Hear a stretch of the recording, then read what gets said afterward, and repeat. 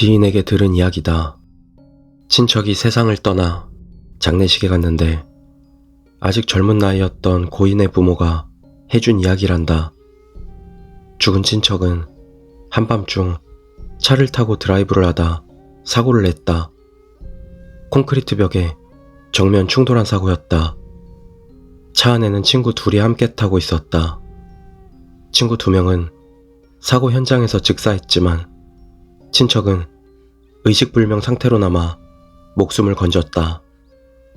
입원한 병원은 개인실로 가족들은 돌아가며 밤새도록 곁을 지켰다. 그런데 날이 지날수록 무언가 이상하다는 걸 눈치챘다고 한다. 새벽 2시쯤이 되면 병실 문이 자동으로 열리더라는 것이었다. 가족들은 다들 처음에는 영문을 몰랐지만 모두가 같은 경험을 했다는 걸 알고 깨달았단다. 죽은 친구들이 부르러 왔구나. 그날부터 문이 열리면 가족들은 필사적으로 달라붙어 가지 말라고 호소했다. 하지만 결국 친척은 의식을 회복하지 못하고 세상을 떠난 것이다.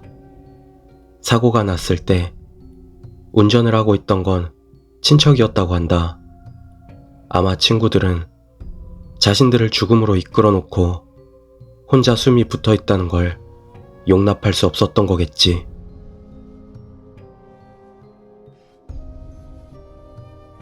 두 번째 이야기, 동생 바보. 나에게는 남동생이 있었다. 7살 어린 녀석이라 동생 바보라는 소리를 들을 정도로 귀여워했었다. 남동생도 나를 잘 따랐기에 근처에서도 유명한 사이좋은 형제였다. 중학교 수학여행 가던 날 아침, 남동생이 가지 말라며 울기 시작했다. 초등학교 때도 그랬기에 나는 곤란해하면서도 딱히 놀라진 않았다. 내가 없는 동안 멍멍이 마이클 잘 돌봐줘야 해. 그 말을 남기고 나는 집을 나섰다. 첫째 날 저녁, 남동생이 부른 것 같은 소리에 뒤를 돌아봤지만 당연히 아무도 없다. 나도 너무 신경을 쓰는 건가 싶었는데 왠지 모르게 걱정이 돼서 밤에 집에 전화를 했다.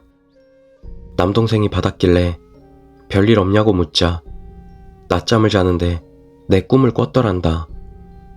형제는 텔레파시 같은 게 있다는 이야기는 종종 들었기에 그런 건가 싶어 조금 기뻤다. 이틀째 저녁, 레크레이션으로 이런저런 건물을 찾아가고 있던 와중 나는 친구와 장난치다 도로에 뛰쳐나왔다. 건물 부지 아니라 차도 별로 없어서 꽤 방심하고 있었다. 클락션 소리에 놀라 뒤돌아보니 대형 트럭이 눈앞에 있었다. 큰일 났다 싶은 순간 몸이 냅다 밀쳐졌다. 나는 치였구나 싶어 눈을 꽉 감았다. 하지만 눈을 떠보니 간발의 차로 차도를 벗어나 있었다. 살짝 긁힌 정도 상처가 전부였다. 트럭 운전수 아저씨도 당황해 뛰쳐나왔다. 치일 뻔했잖아! 엄청 혼이 났었다. 그날 밤 또 집에 전화를 하자 또 남동생이 받았다. 또 내 꿈을 꿨더란다. 사고 이야기는 하지도 않았는데 도로에 막 뛰어나가면 안 돼. 치이면 엄청 아프다고. 라고 말해왔다. 정말 우리 사이에는 눈에 보이지 않는 인연 같은 게 있구나 싶어 들떴다. 하지만 다음날 귀가한 나를 기다리고 있는 것은 병원 침대 위에서 앓고 있는 남동생의 모습이었다. 어머니 말에 따르면 전날 저녁 쇼핑을 하고 돌아왔더니 남동생이 낮잠을 자는 방에서 신음이 들리더라는 것이었다. 무슨 일인가 싶어 들어가 보니 남동생이 숨이 끊어질 것처럼 헐떡이고 있더란다. 무슨 발작인가 싶어 당황해 껴안았지만 몸을 만지니 비정상적으로 아파했다. 어머니는 어찌할 바를 몰라 구급차를 불러 병원으로 남동생을 옮겼다. 전신 타박상이라는 진단이 나왔다. 하지만 침대에서 자는 것도 아니라 자는 사이 어디 부딪힐 일도 없다. 애시당초에 어디 떨어지거나 부딪힌 정도 수준의 상처도 아니었고 마치 차에 치인 것 같았다나. 나는 그때 나를 도와준 게 남동생이라고 확신했다. 나 때문에 다친 거니까 내가 간호할게 라고 부모님께 억지로 말하고 그날부터 병원에서 묵으며 간병을 시작했다. 다음날 잡지책을 가져다 달라고 부탁하려 집에 전화를 걸었다. 남동생이 받았다. 지금 병실에 있을 텐데 뭐지? 하지만 곧바로 그 목소리는 어머니 목소리로 바뀌었다. 나는 무슨 오류가 있었나 하고 그냥 넘어갔다.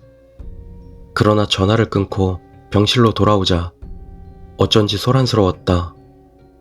남동생의 용태가 급변한 것이었다. 그날 밤 남동생은 숨을 거뒀다. 나는 그 후 몇 달이고 슬픔에 젖어 있었다. 동물이 주인 대신 죽는다는 이야기도 여럿 있는데 어차피 죽을 거라면 남동생 대신 마이클이 죽었더라면 하는 나쁜 생각까지 할 정도였다. 고등학교에 들어가고 나는 집에 잘 들어가지 않게 되었다. 집에 들어가면 남동생을 떠올리게 되는 게 싫어서 밤마다 밖에서 놀고 다니기만 했다.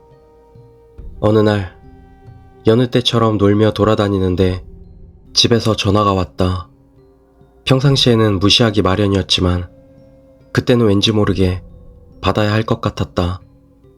그러자 들려온 것은 남동생의 목소리였다. 형, 빨리 돌아와. 나는 마이클이랑 산책 못 간단 말이야. 그렇게만 말하고 전화는 끊어졌다.